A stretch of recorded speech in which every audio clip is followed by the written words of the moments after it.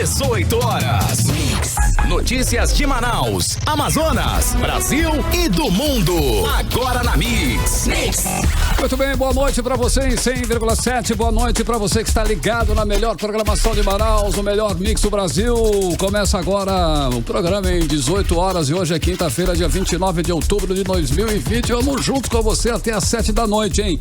Aqui nos estúdios Ari Guedes, na técnica e na operação, na apresentação Karime Leão e Carlos Júnior. Temos o Wellington Trovão no aplicativo Mando, transmitindo o programa 18 horas ao vivo para o Brasil e também para o mundo pela via internet. E um alô especial também para a equipe, né, que produz, né, o 18 horas e também para a galera da Mix, a equipe da Mix de um modo geral. Boa noite a todos e boa noite para você, querido ouvinte.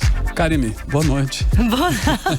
Boa noite para você que acompanha a programação aqui da Mix Manaus. Começamos agora o 18 horas de hoje. Estamos juntos sim até as 7 da noite com muita informação para você e seja muito bem-vindo você que acessou o aplicativo Humano e está acompanhando a gente aqui ao vivo nos estúdios da Rádio Mix. Lembrando que logo mais o programa estará lá no 18horas.com.br, o site de notícias da Mix Manaus e também no nosso canal do YouTube. Procura a gente lá. Muito bem, Karime, 6 horas e 1 minuto, começando, hein? Mais uma edição do 18 horas e hoje é dia 29 de outubro, né? E hoje, no dia 29 de outubro, se comemora o quê? O Dia Nacional do Livro, né? Uma data bacana, vale a pena a gente falar do livro, né? A data tem o objetivo de ressaltar a importância do hábito da leitura, né? Que é bacana, que é capaz de transmitir conhecimento, emocionar, dividir e dar um relax ainda por cima, você fica de boa. Divertir, relaxar, viajar, né? Passar o tempo, é maravilhoso, né, Carlão? E para muitos, o livro tem sido um excelente companheiro para todas as horas, principalmente nesse período de pandemia, né? Para a gente ter uma ideia, nesse período cresceu o número de sebos online e a compra de aparelhos que facilitam a leitura de livros digitais também cresceu. Além disso, a Associação Nacional de Livrarias registrou agora, no mês de setembro, um aumento de 10,6% com vendas de livros, aqueles livros físicos. Isso é que é bacana. Karime, você sabe, né, que por que a escolha da data para comemorar foi hoje? Não sabia, dia não. 29 de outubro é o seguinte, aconteceu para homenagear o dia em que foi fundada a Biblioteca Nacional do Brasil, que fica lá no estado do Rio de Janeiro. Isso aconteceu quando a Real Biblioteca Portuguesa, olha só, foi transferida para a colônia, né, ou seja, ainda era Brasil colônia e o ano foi aí, o ano de 1810, Karime. Então tá aí, dia 29 veio de outubro. junto, né? Aí veio a biblioteca, veio a Real Biblioteca toda. Portuguesa, que ainda existe lá, é lindíssima. Lá tem um acervo maravilhoso. É lindíssimo, o lugar é maravilhoso, é uma referência, né? É uma boa sugestão, se você for viajar para o Rio de Janeiro, conhecer essa biblioteca, a Real Biblioteca Portuguesa, maravilhosa. E o prédio é maravilhoso, exato, tudo ali é fantástico. Ali é muito bonito. Então tá, o dia do livro, hein? Vamos ler, né? Que ler é bom demais. 6 horas e 3 minutos em Manaus. Boa noite para você em 100,7. Começando mais uma edição do programa 18 horas, quinta-feira, 29 de outubro de 2020. Você está no melhor Mix do Brasil. Você está ouvindo Mix 18 horas. Olha aí, hein? Pesquisa no ar, né? E há 17 dias da eleição foi divulgada uma nova pesquisa eleitoral para a Prefeitura de Manaus. Segundo o Instituto Pontual, Amazonino Mendes, do Podemos, se mantém isolado na primeira colocação com 33,2% das intenções dos votos, enquanto o segundo colocado, que é o Davi Almeida, do Avante, aparece com 14,6% das intenções. O terceiro colocado é Ricardo Nicolau, do PSD, com 9,3%, e o José Ricardo está em terceiro, né, do PT, o José Ricardo, com 7,2% das intenções. Segundo a pesquisa, o quinto colocado é Alberto Neto, do Republicanos, que tem 5,6%. O Coronel Menezes, do Patriota, vem em sexto lugar com 4,6%. E na sétima posição aparece o ex-prefeito Alfredo Nascimento, do PL, com apenas 3,5% das intenções de voto.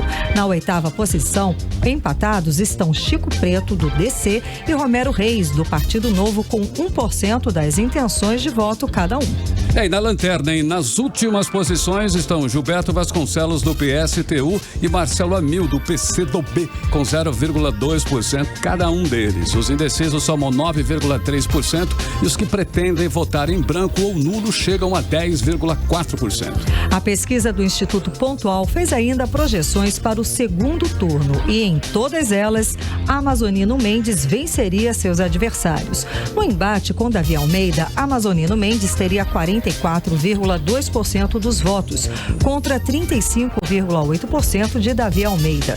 Se a disputa fosse com Ricardo Nicolau, Amazonino Mendes teria uma vantagem ainda maior, vencendo a disputa com 46,3% dos votos, contra 32,2% de Ricardo Nicolau.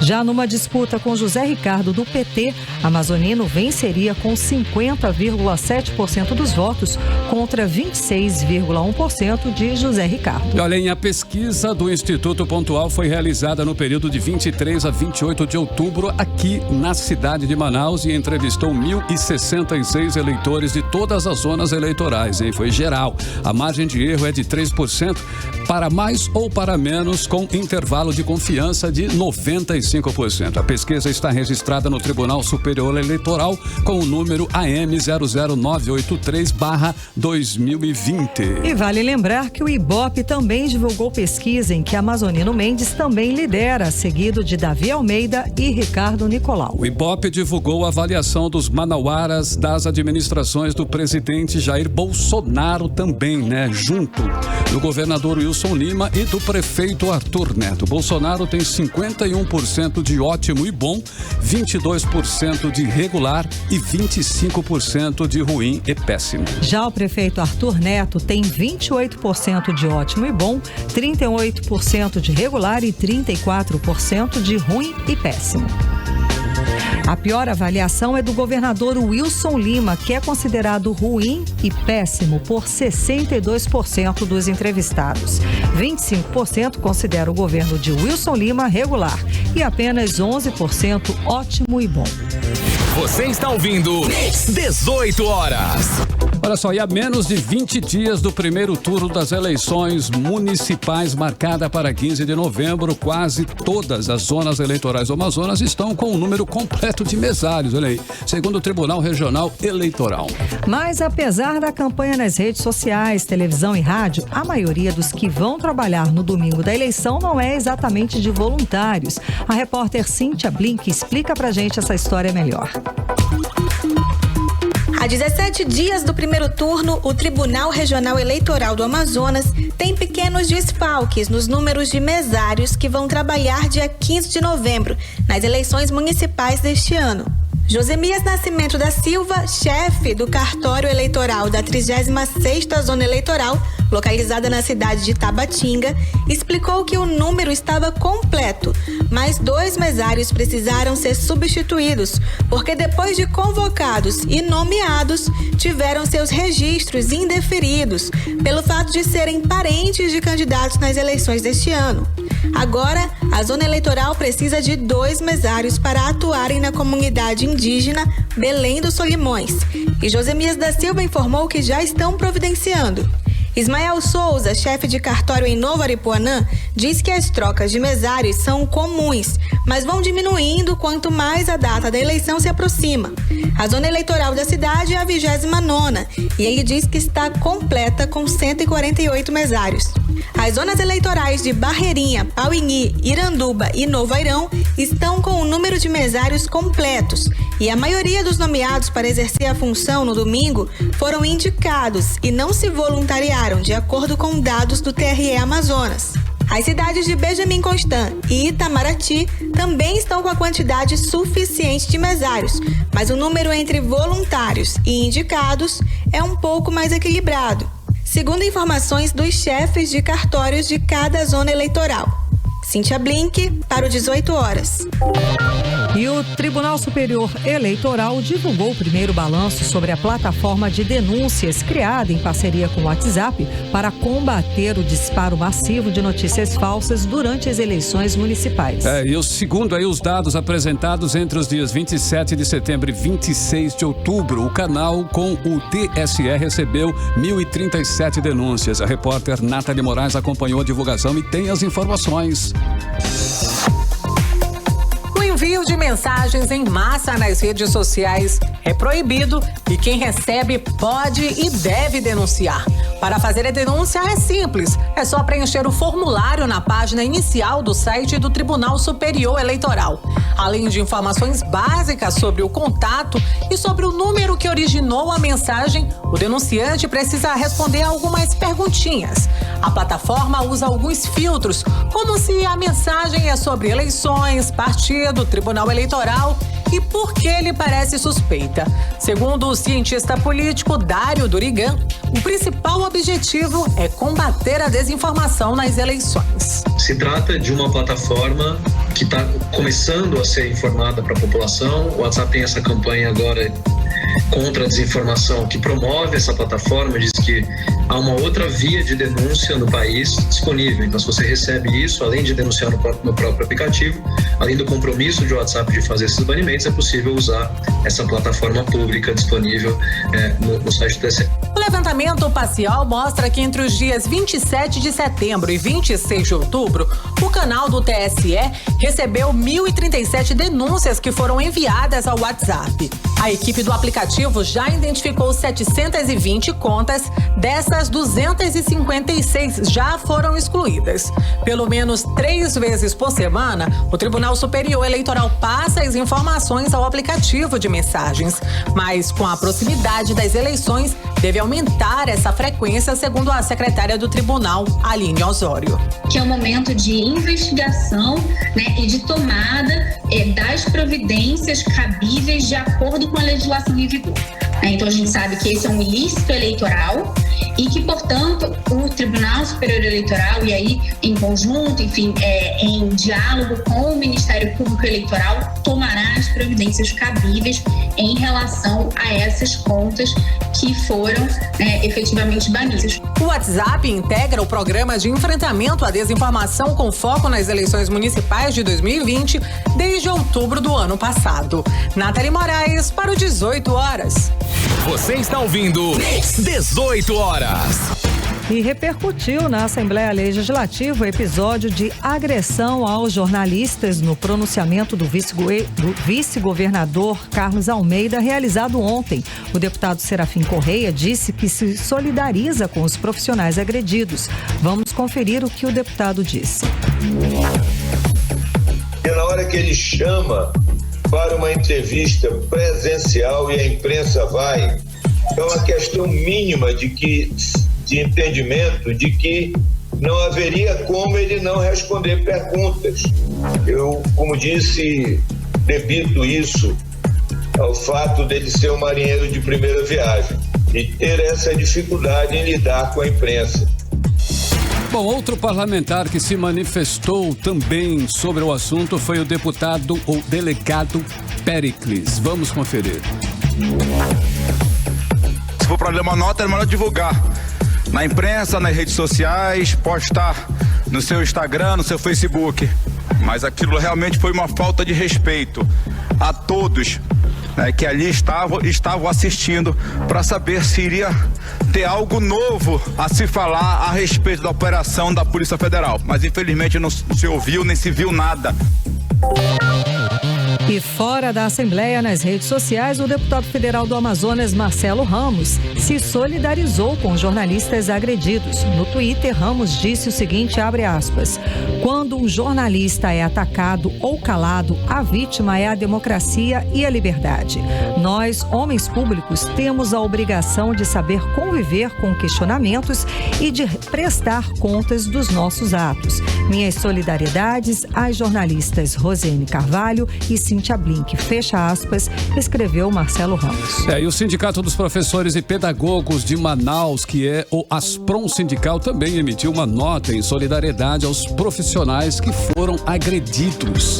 A nota diz o seguinte, abre aspas, o vice-governador, em uma postura presunçosa e autossuficiente, entendeu que podia manobrar e controlar a imprensa e colocá-la a seu serviço, como se fosse o dono da verdade.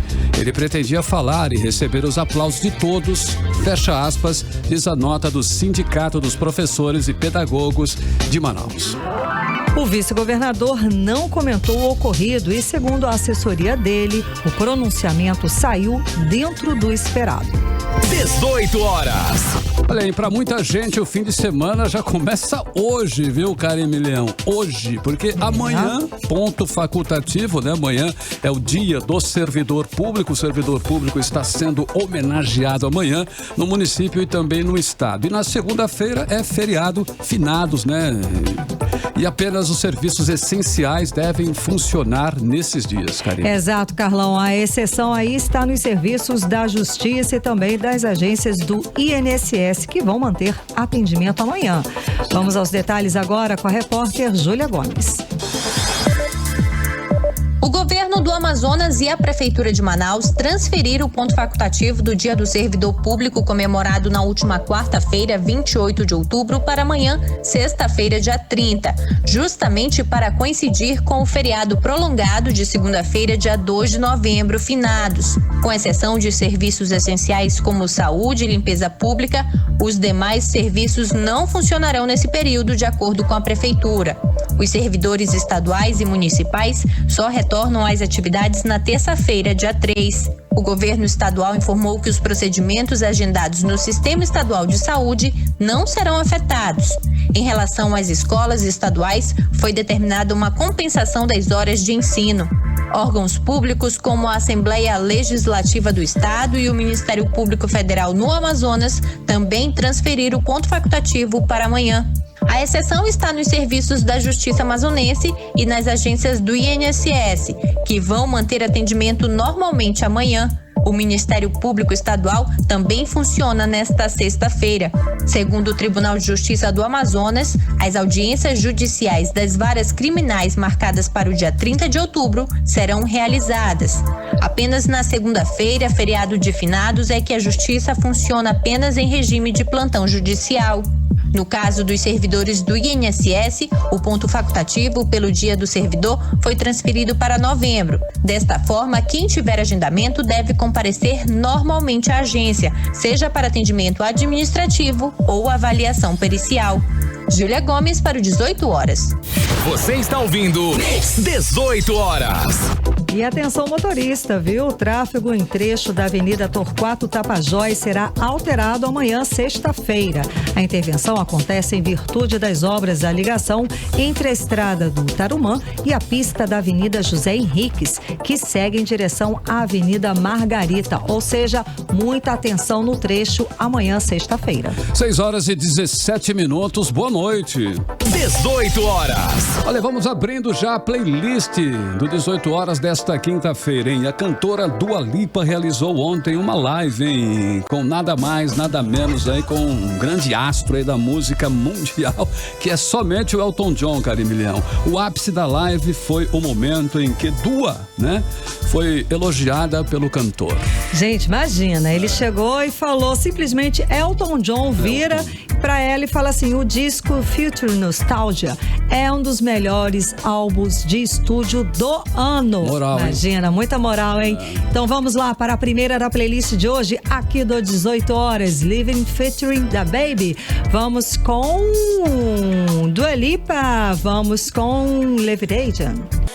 Você está ouvindo 18 horas. Tudo bem, 6 horas e 22 minutos. Você está no melhor mix do Brasil. Abrindo assim a primeira da playlist do 18 horas de hoje foi com ela em Dua Lipa, Live Touring Featuring da Baby em 100,7. Mix. Bom, e agora nós vamos conferir a previsão do tempo para esta noite e também para esta madrugada com Karime Leão. Previsão do tempo. De acordo com informações do Clima Tempo, a previsão é de pancadas de chuva durante a noite e a madrugada. A mínima prevista é de 24 graus e a máxima não deve passar dos 32 graus. As chances de chuva são de 67% e a umidade relativa do ar pode chegar a 87%. Agora 6 horas e 22 minutos. Boa noite. Mix. E o aumento de internações, por causa da segunda onda de Covid-19 do Amazonas expõe, novamente aí os riscos enfrentados pelos trabalhadores da saúde. A falta de equipamentos de proteção adequados, os EPIs e a sobrecarga de trabalho são os principais problemas. Vamos conferir os detalhes agora na reportagem de Odiné Araújo. A superlotação dos hospitais de Manaus por causa do crescimento desordenado dos casos de coronavírus no estado traz à tona novamente as dificuldades enfrentadas pelos trabalhadores da saúde. A grande preocupação do Sindicato dos Médicos do Amazonas é justamente com a superlotação. De acordo com o presidente do CIMEAN, Mário Viana, a superlotação resulta em sobrecarga de trabalho dos médicos e demais profissionais da saúde. Há um agravo, de tudo isso pela falta de insumos, testes de Covid, e também dos exames complementares, como as tomografias computadorizadas de tórax, que não é em todas as unidades de saúde que você tem o tomógrafo, e também naquelas que tem, nem sempre você tem o laudo dessas tomos, e com certeza alguns casos menos elucidativos, menos graves, podem passar desapercebidos. Da primeira onda da doença para esta segunda, praticamente nada mudou e o quadro está se repetindo. O Hospital de Referência Delfim Aziz já está com lotação esgotada e sem funcionar em sua totalidade. Inclusive nos leitos de UTI e de enfermaria clínica, além do que esse hospital, que é gerido por uma organização social que recebe uma pequena fortuna, nunca teve realmente o seu serviço na plenitude, Então essa é uma das grandes enganações da gestão atual e de gestões anteriores também, é o Hospital Delfim Aziz. De acordo com o presidente do CIMEAN, assim como no primeiro pico da pandemia, todas as unidades de saúde do estado viraram porta de entrada da Covid-19, contaminando pacientes que estão com outras doenças. Com isso, o número de mortes também tende a aumentar certamente. Durante a pandemia, o pouco que foi feito foi desfeito, O próprio hospital de campanha logo foi desfeito, nunca funcionou a contento. Odiné Araújo para o 18 horas. Você está ouvindo 18 horas. Leilão de prédios tradicionais de Manaus entraram na mira do Ministério Público Estadual. O órgão instaurou o procedimento para apurar vendas das sedes. Olha só, o Rio Negro Clube, o Ideal Clube e também o Nacional Fest Clube. Os procedimentos têm o objetivo de apurar os valores da venda e o anúncio dos locais. A repórter Nathalie Moraes tem mais detalhes. O Ministério Público do Estado do Amazonas, por meio da Promotoria de Justiça de Fundações e Massas Falidas, instaurou procedimentos para apurar os casos envolvendo prédios de 3 entidades tradicionais ligadas a histórias de Manaus. São eles os prédios do Rio Negro Clube, Ideal Clube e o Nacional Fast Clube. Os procedimentos têm o objetivo de apurar essa venda e o anúncio dos prédios dessas entidades. A titular da 47ª Promotoria de Justiça, a promotora Cátia Oliveira, explicou que tomou conhecimento do leilão do Rio Negro Clube por meio da imprensa. O local é tombado pela Câmara Municipal de Manaus e está avaliado em mais de 80 milhões de reais e será leiloado para o pagamento de dívidas trabalhistas de cerca de 9 milhões de reais. Instaurei um inquérito civil. Primeira observação, a avaliação de mercado daquela sede é de 80 milhões. Segundo estou sabendo ou li, vai ser vendido por um valor máximo de 9 milhões. Isso é um preço vil. 2, aquela sede é patrimônio histórico tombado, portanto, aquele que quiser comprar, fique certo, não vai poder fazer nada lá, porque tem que preservar o patrimônio dessa cidade. O que acontece também com o Ideal Clube e com o FAST, não poderíamos dizer que seja essa situação, mas existem associados. E todos esses clubes gozam de renúncia fiscal. Renúncia fiscal pressupõe não pagamento de tributos. Não pagamento de tributos pressupõe o quê? Dinheiro público, que não foi para os cofres públicos. A promotoria entrou com inquérito civil para acabar a regularidade da situação desses leilões, podendo acabar, caso seja considerado necessário, em ação judicial, visando corrigir irregularidades ou anular o leilão como um todo. Nathalie Moraes para o 18 horas. Você está ouvindo 18 horas. E a tradicional visitação aos cemitérios no dia de finados está suspensa por determinação municipal em cumprimento às medidas de segurança e prevenção contra a Covid-19. Bom, e para que as famílias possam homenagear os seus entes queridos, a Prefeitura de Manaus vai promover uma celebração virtual, no Dia dos Finados. Na ocasião, as vítimas da Covid-19 também vão ser homenageadas e vai fazer uma homenagem. Os detalhes a gente confere aí com Júlia Gomes. Conforto às famílias enlutadas e também em homenagem às vítimas do novo coronavírus, a Prefeitura de Manaus vai fazer uma live chamada de Momento de Oração. A celebração vai acontecer no cemitério Nossa Senhora Aparecida, no bairro Tarumã, na Zona Oeste, com transmissão ao vivo na página oficial da Prefeitura no Facebook, com a participação de diversas lideranças religiosas, mas sem a presença de público.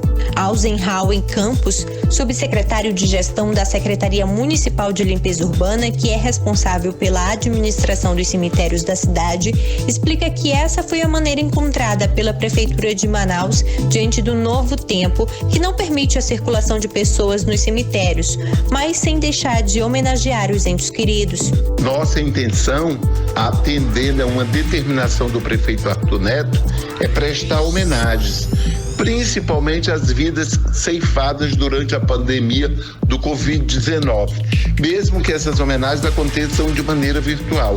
Nós queríamos conclamar todos para orar, para rezar pelos nossos mortos, num momento de espiritualidade, de tolerância religiosa e respeito aos nossos antepassados e de entes queridos que já não se encontram mais entre nós. Desde meados de abril, a entrada nos cemitérios de Manaus está restrita. Outros momentos de visitação intensa nesses locais, como o Dia das Mães e Dia dos Pais, também deixaram de acontecer por conta da pandemia. O acesso aos cemitérios está liberado apenas para sepultamentos e com restrições, conforme prevê o Decreto Municipal de número 4.801. A celebração do Dia de Finados será realizada às 5 da tarde da próxima segunda-feira. Júlia Gomes para o 18 horas. 18 horas. Muito bem, o governo do Amazonas já enviou a lei orçamentária anual para a Assembleia Legislativa com previsão de movimentar 19 bilhões e 640 milhões de reais em 2021. A repórter Nathalie Moraes conversou com alguns deputados e traz os detalhes. O Wilson Lima enviou à Assembleia Legislativa do Amazonas, nesta quinta-feira, o projeto de lei orçamentária anual. A projeção leva em consideração os impactos da pandemia da Covid-19 na arrecadação do Estado. A LOA 2021 está estimada em uma receita líquida de 19,64 bilhões de reais para o exercício financeiro do Amazonas em 2021. Vale aqui ressaltar que o governo do Estado, mesmo em meio a esse cenário de crise provocado pela pandemia do novo coronavírus, bateu recorde histórico em sua arrecadação. No primeiro semestre deste ano, entre os meses de janeiro e julho, o aumento foi de 1,2 bilhões de reais a mais do que no mesmo período do ano passado, de acordo com dados da Secretaria de Fazenda, a Cefaz, no portal da Transparência. Este ano foram arrecadados 11,29 bilhões de reais contra 10,27 no mesmo período do ano passado.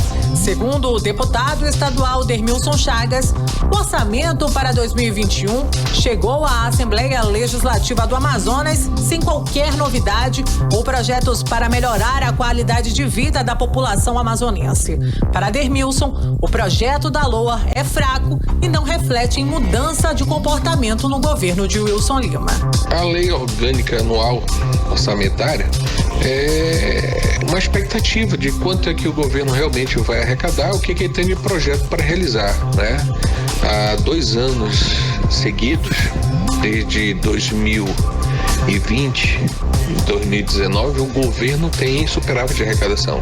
Mas não estamos vendo execuções no setor primário, não estamos vendo políticas públicas, nós não estamos vendo obras no estado diferente do que foi deixado pelo governo anterior. Nós estamos vendo uma aplicação de dinheiro de forma errada. O deputado ainda questionou qual o projeto de investimento que ele pretende fazer no estado do Amazonas após esse período de pandemia. Até agora, nenhum, infelizmente, segundo o deputado. E quem acaba sendo mais prejudicado nessa história toda é a população, lamentou o deputado. Infelizmente, uma lei dessa, que é uma oportunidade grande para o governo deslanchar, mostrar para que veio, simplesmente ele não aproveita aquilo que é aprovado pela Assembleia. É lamentável, e quem paga com isso é a população mais pobre, menos assistida, que não tem um projeto social, que não tem a saúde adequada, que não tem uma remuneração os profissionais, né? Nem sua data base. É lamentável. Um dos destaques do documento é a previsão de contribuição para o Fundo de Manutenção e Desenvolvimento da Educação Básica e de Valorização dos Profissionais da Educação, o Fundeb, que é de 2,12 bilhões de reais.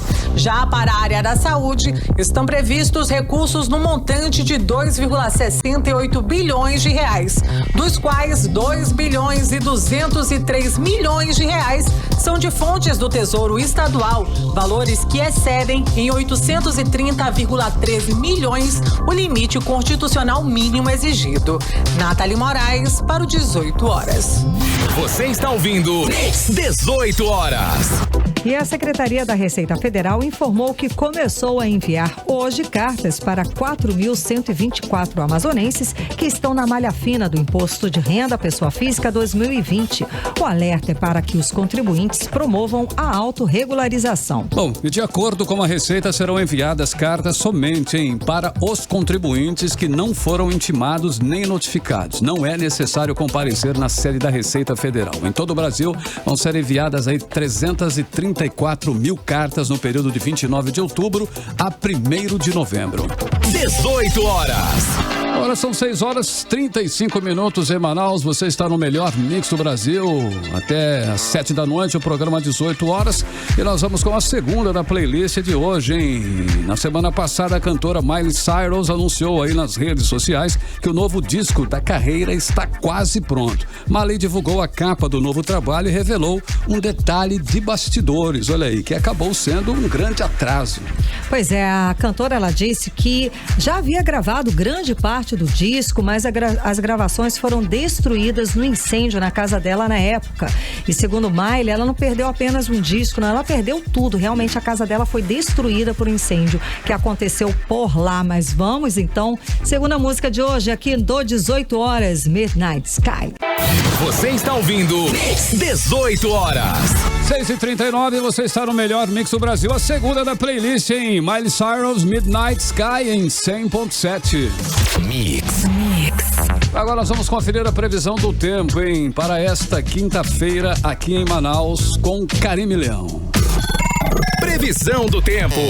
Segundo informações do Clima Tempo, a previsão é de sol com muitas nuvens durante o dia, períodos de nublado com chuva a qualquer hora. A mínima prevista é de 24 graus e a máxima não deve passar dos 30 graus. As chances de chuva são de 67% e a umidade relativa do ar pode chegar a 87%. Agora 6 horas e 40 minutos, boa noite. Mix. E o Brasil criou 313 mil vagas de emprego agora no mês de setembro, isso segundo informações do Ministério da Economia. Os dados são do Cadastro Geral de Empregados e Desempregados, o CAGED.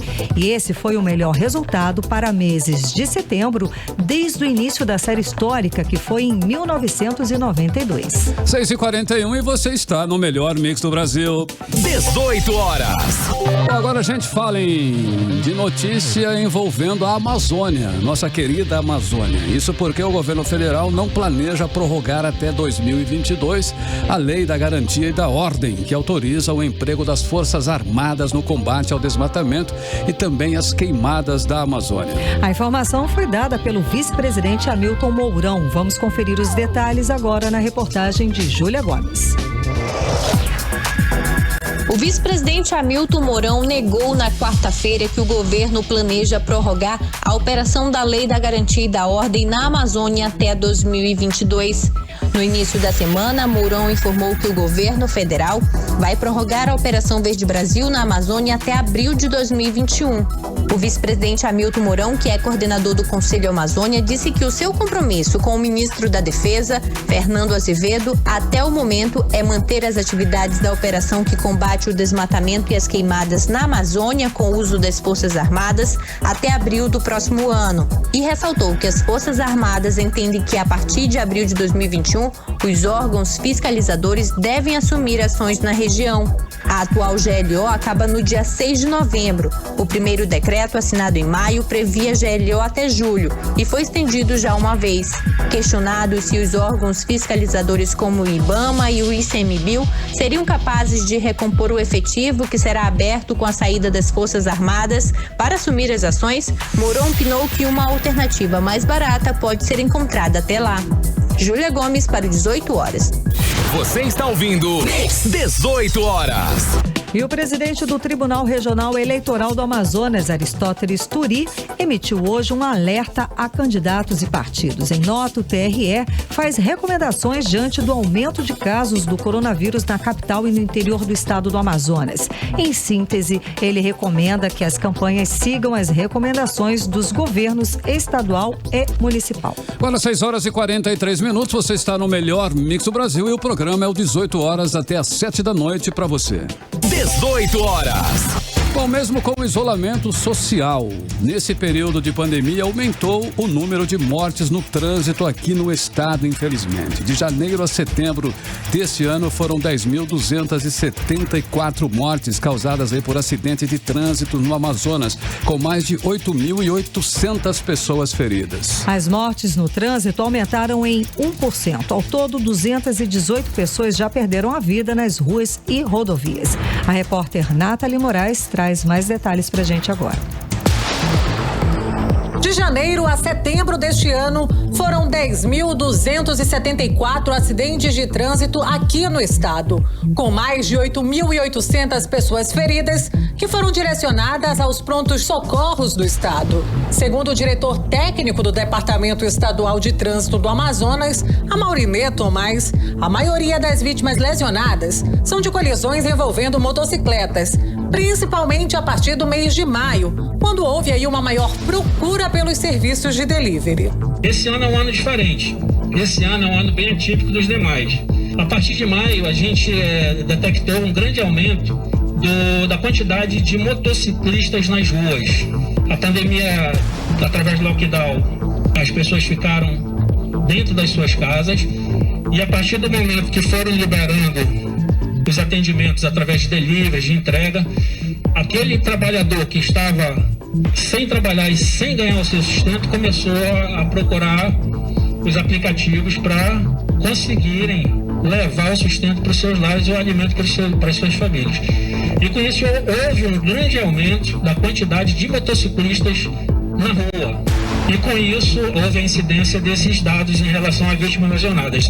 Até o mês de setembro deste ano, os prontos-socorros João Lúcio, 28 de agosto e Platão Araújo atenderam 8.844 vítimas de acidentes. Segundo o coordenador do Núcleo Especializado em Operações de Trânsito, Vitor Mansur, o Detran Amazonas mapeou as zonas que ocorrem os índices mais altos de acidentes. As nossas fiscalizações, aliás, nós fizemos zoneamentos também, onde ocorrem esses maiores índices de acidente e, a partir dessa semana, já iremos intensificar as fiscalizações nessas zonas.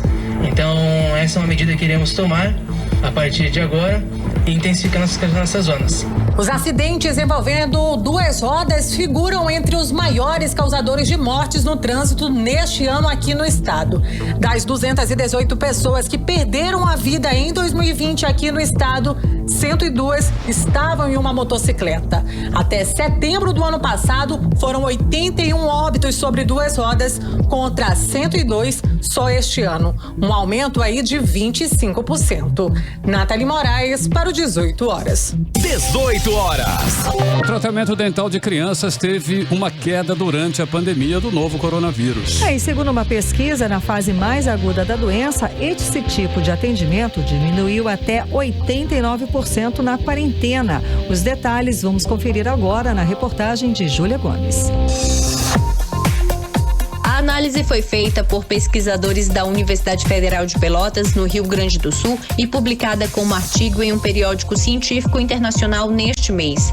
Os pesquisadores avaliaram dados de procedimentos odontológicos realizados no Sistema Único de Saúde no período de janeiro a maio e constataram que após o registro do primeiro caso da Covid-19 no Brasil, a redução foi de 66% nos procedimentos odontológicos infantis, alcançando 89% na fase mais aguda da pandemia no país em abril. Essa queda nos atendimentos se deu pelo distanciamento social e pelas orientações das autoridades de saúde de reduzir as atividades como forma de evitar riscos de contágio.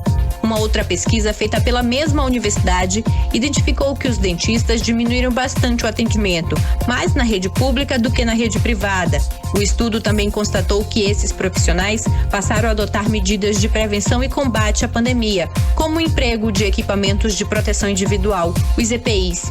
A odontopediatra Dasna Amorim afirma que mesmo depois do período mais crítico da Covid-19 aqui no Amazonas, ainda é baixa a procura dos pais pela consulta preventiva. Em relação a essa pesquisa feita pela universidade, que de fato constatou a realidade que muitos dentistas estão vivendo agora no Brasil, houve sim essa diminuição nos atendimentos. Eu, como dentista, tanto da parte pública como de consultório particular, consegui ver essa diminuição. Claro, como a pesquisa afirma, a parte pública houve uma diminuição maior por vários fatores, falta de equipamentos para atendermos seguros e deixar o paciente também seguro. No consultório particular, eu consegui ver essa diminuição também. Consigo ver que houve uma diminuição nas consultas preventivas, principalmente foi escolhido, pelos pais levarem só quando tem uma emergência, que é o correto, devido à falta de conhecimento da doença no começo da pandemia. A especialista alerta para o perigo de doenças bucais nas crianças. A falta de acompanhamento preventivo associado a má higiene bucal pode causar sérios problemas de saúde às crianças, como a cárie e a gengivite, que é a inflamação da gengiva, entre outros problemas mais graves. Dasna Amorim orienta os pais. Atualmente, eu aconselharia os pais a tentarem ir voltando aos poucos às consultas preventivas, porque sabemos que nas crianças as doenças da boca acabam evoluindo muito rápido. Então, aconselharia aos pais pesquisar algum profissional que esteja sempre trabalhando, sempre protegido, equipado, que ofereça essa proteção também para o paciente e não deixar o atendimento odontológico, a consulta odontológica de lado, para não ter problemas futuros. Júlia Gomes para o 18 horas. Você está ouvindo 18 horas. Bom, a Covid-19 fez crescer a busca por alternativas de combate à obesidade. Uma pesquisa nacional de saúde divulgada hoje pelo IBGE mostra que a proporção de obesos acima dos 20 anos mais que dobrou no Brasil. Pois é, e segundo a pesquisa, o universo de pessoas com esse fator de risco já era muito grande antes da pandemia. A repórter Nathalie Moraes, ela conversou com um especialista em obesidade e traz algumas alternativas para quem está acima do peso e, é claro, preocupado. Vamos conferir. A pandemia está trazendo uma herança incômoda para muita gente: o excesso de peso. Quem não engordou neste período, ao menos conhece alguém ou ouviu algum relato de quilos a mais ganhos nos últimos meses. Cenário delicado quando já se sabe que a obesidade é um fator de risco elevado para quem contrai a Covid-19. Cerca de 7% dos pacientes que morreram pela doença tinham a obesidade como fator de risco. Os números da Pesquisa Nacional de Saúde divulgados pelo IBGE mostram que o universo de pessoas com esse fator de risco já era enorme mesmo antes da pandemia. Os números do IBGE também mostram que 1 em cada 4 brasileiros de 18 anos ou mais estava obeso no ano passado, o que equivale a mais de 41 milhões de pessoas. O cirurgião do aparelho digestivo, Caetano Marchesini, explicou o porquê dessa relação perigosa entre a obesidade e o coronavírus. Infelizmente, os números confirmaram o que nós já sabíamos de outras infecções prévias virais que nós já tivemos, a mais recente é o H1N1, que a obesidade é o fator preponderante em relação a fazer a forma grave da doença. No Covid não foi diferente, muito pior do que isso, foi como o fator principal. 70% a 80% das pessoas que desenvolveram a forma grave da doença tinham como fator comum a obesidade. Então a obesidade é um fator que a gente deve se preocupar e devemos olhar para frente com preocupação em relação a essa doença. Segundo o cirurgião, com a imunidade afetada, o organismo do obeso tem mais dificuldade em combater o vírus. A obesidade é uma inflamação que acontece no corpo. Essa inflamação altera citocinas, altera fatores de proteção do corpo, fazendo com que as células de defesa do corpo fiquem deficitárias e não sendo capazes de combater de forma eficiente a infecção do Covid, fazendo então daí que haja a infecção grave e o comprometimento pulmonar, além da dificuldade de respirar, porque o abdômen às vezes muito globoso e a obesidade muito grande na parte do tórax, que é ao redor do pulmão, dificultam também a respiração, dificultando o tratamento. Ainda segundo a pesquisa do IBGE, em todos os estados do país, a obesidade mais do que dobrou nos últimos 20 anos. Por isso, é necessário buscar a cada dia fazer escolhas mais saudáveis, como se manter bem hidratado, praticar exercícios físicos, mantendo todos os cuidados recomendados pelas autoridades de saúde. Nathalie Moraes para o 18 horas. 18 horas. Tudo bem, agora são 6 horas e 53 minutos. Você está no melhor Mix do Brasil, 18 horas, hein? Você confere a informação até às 7 da noite. Nós vamos com a terceira, já fechando a playlist de hoje. Olha aí, a marca Vans, hein? De tênis, roupas e outros produtos, anunciou no começo do mês o produtor e músico Anderson .Paak como o primeiro, hein? Embaixador global da música na sua marca. Bom, e segundo a Vans, a marca e o artista têm grande paixão em incentivar a expressão criativa por meio do apoio à música e à arte. Vamos de música então, a terceira da playlist de hoje aqui do 18 horas, Jules. Você está ouvindo 18 horas. Também 6 horas e 56 minutos. Boa noite para você em 100,7 na sintonia certa no melhor Mix do Brasil. Anderson .Paak, Jules foi a terceira fechando a playlist do 18 horas de hoje. Mix. O Amazonas registrou aumento no número de mortes por Covid-19 pelo 8º dia consecutivo. Ontem, dia 28 de outubro, o estado registrou mais 13 mortes pela doença. Com isso, o total de mortes subiu para 4.491 pessoas. E agora nós vamos atualizar os números da Covid-19 aqui no Amazonas e no Brasil com Karime Leão. E o boletim diário Covid-19 da Fundação de Vigilância em Saúde do Amazonas, divulgado nesta quinta-feira, traz o registro de 1.013 novos casos da doença. 446 pacientes seguem internados, sendo que 291 em leitos clínicos e outros 150 em UTI. Conforme o boletim, foram confirmadas 25 mortes por Covid-19, elevando para 4.516 o total de mortes no estado do Amazonas. E no Brasil, segundo o levantamento do consórcio de veículos de imprensa, a partir de dados das secretarias estaduais de saúde, o Brasil registra 158.611 mortes por coronavírus confirmadas até 1 da tarde desta quinta-feira. Ainda de acordo com o levantamento, o país soma 5.474.840 casos confirmados. E segundo dados do Ministério da Saúde, o Brasil soma 4.934.548 pessoas recuperadas da doença. Então, o Brasil tem 4.934.548 pessoas recuperadas da Covid-19. Agora, 6 horas e 58 minutos, seguimos direto para o editorial 18 horas. Editorial 18 horas. A pesquisa Ibope de quarta-feira, que mostrou Amazonino Mendes na frente na corrida eleitoral, também trouxe a avaliação dos governos municipal, estadual e federal. O Ibope também perguntou aos eleitores de Manaus o que eles acham das administrações. A administração do prefeito Arthur Neto é aprovada por 39% dos eleitores. Tem 28% de ótimo e bom e 38% de regular. A administração do presidente Jair Bolsonaro tem 51% de ótimo e bom e 22% de regular. A pior avaliação é da gestão do governador Wilson Lima. Só 1 em cada 10 eleitores acham que a administração estadual é ótima ou boa. 62% ou 6 em cada 10 eleitores de Manaus, segundo o Ibope, acham a administração de Wilson Lima ruim ou péssima. É uma das piores avaliações entre todos os governadores de estado no Brasil, o que demonstra que o eleitor está avaliando com bastante critério o que a falta de experiência e a falta de compromisso podem causar a uma administração da coisa pública. 18 horas. 6h59 em Manaus. Boa noite, Karime Leão, finalizando aí mais uma edição, né, Karime? Quinta, é isso aí, quinta, gente. Muito obrigada pela companhia, um beijo, até amanhã. Até amanhã, 7 horas em ponto. Amanhã é sexta, a gente volta com você a partir das 6 da tarde aqui no melhor mix do Brasil.